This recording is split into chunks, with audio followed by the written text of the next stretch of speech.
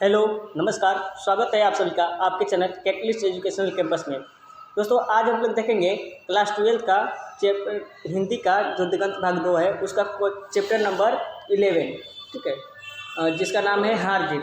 इसका जो है क्वेश्चन आंसर हम लोग देख लेंगे इसको। पहला क्वेश्चन है कि उत्सव कौन और क्यों मना रहे हैं। तो इसका आंसर लिखिएगा कि उत्सव जो है शासक वर्ग मना रहे हैं किस खुशी में, तो युद्ध जीतने की खुशी में, ठीक है। और शासक वर्ग में सभी चले आएंगे, शासक और उनके आसपास के मंत्री सब। अगला प्रश्न है कि नागरिक क्यों व्यस्त है, क्या उनकी व्यस्तता जायज़ है।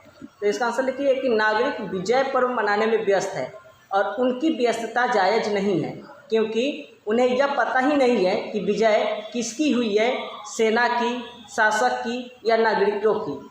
और बिना जाने विजय पर्व मनाना अपनी क्षमता का क्षरण करना ही है। अगला प्रश्न है कि किसकी विजय हुई, सेना की या नागरिकों की।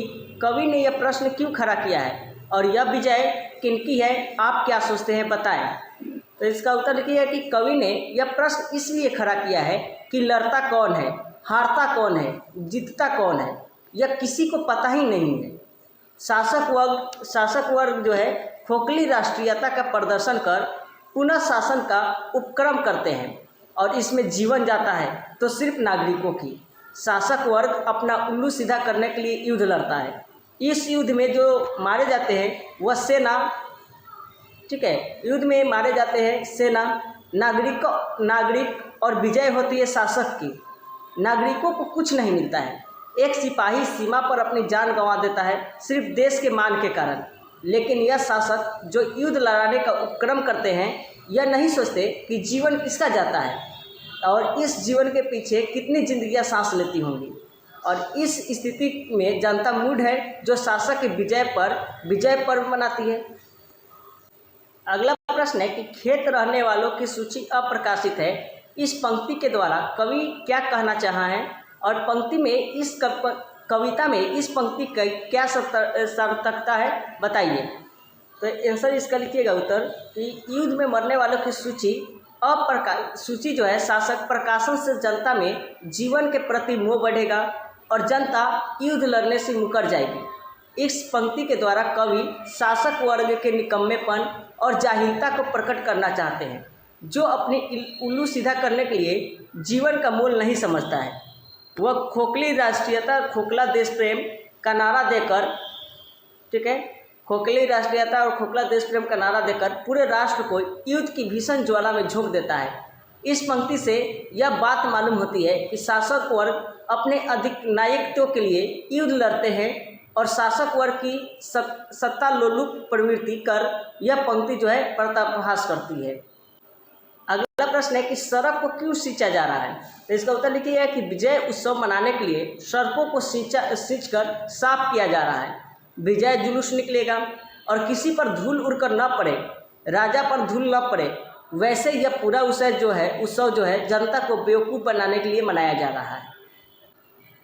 अगला प्रश्न जो है वह है कि बुढ़ा मशक वाला क्या कहता है और क्यों कहता है। तो उत्तर लिखिए कि बुढ़ा मशक वाला कहता है कि एक बार फिर हमारी हार हुई है और गाजे बाजे के साथ विजय नहीं हार लौट रही है। ऐसी विजय पर खुश होकर जश्न मनाने का कोई औचित्य ही नहीं है। वह ऐसा इसलिए कहता है क्योंकि बूढ़ा अनुभवी व्यक्ति है, उसे जीवन की यथार्थ का अनुभव है। उसे पता है कि समाज में घृणा, द्वेष, हत्या, लूटपाट, दंगे, आतंकवाद आदि मानवता के विनाश का कारण बने हुए हैं और इन पर विजय पाए बिना विजय का जश्न मनाना अनुचित है। और लोगों के मरने वालों की कोई जानकारी न देकर वास्तविक स्थिति पर पर्दा डाला जा रहा है। उसकी बातों में सच्चाई तो है पर उसकी कोई सुनना नहीं चाहता है। अगला प्रश्न है कि बुढ़ा मशक वाला किस जिम्मेदारी से मुक्त है। सोचिए, अगर वह जिम्मेदारी उसे मिलती तो क्या होता। तो इसका उत्तर लिखिएगा कि बुढ़ा मशक वाला जो है सड़क सींचने के अलावा सच बोलने की जिम्मेदारियों से मुक्त है। अगर उसे यह जिम्मेदारी मिलती है तो वह शासक वर्ग के खतरा बन सकता है, इसलिए उसे सीमित कर दिया गया है। वह इस व्यवस्था को बदल सकता है। अगला प्रश्न है कि जिन पर है वे सेना के साथ ही जीतकर लौट रहे हैं। यहाँ जो है जीन किनके लिए आया है, वे सेना के साथ कहाँ से आ रहे हैं और वे सेना के साथ क्यों थे, वे जीत कर क्या लौटे हैं, बताइए। तो इसका उत्तर लिखिएगा कि यहाँ जीन जो है शासक वर्ग के लिए आया है। वे सेना के साथ युद्ध से लौटकर आ रहे हैं और वे सेना के साथ अपनी रक्षा के लिए साथ थे और वे युद्ध जीत कर लौटे हैं। और यहाँ शासक वर्ग की अधिनायक तो दिखलाई पड़ती है, जो सेना जो है गाजे बजे के साथ आ रहे हैं। अगला प्रश्न है कि गद्य कविता क्या है और इसकी क्या विशेषता है, इस कविता को देखते पढ़ते हुए बताइए।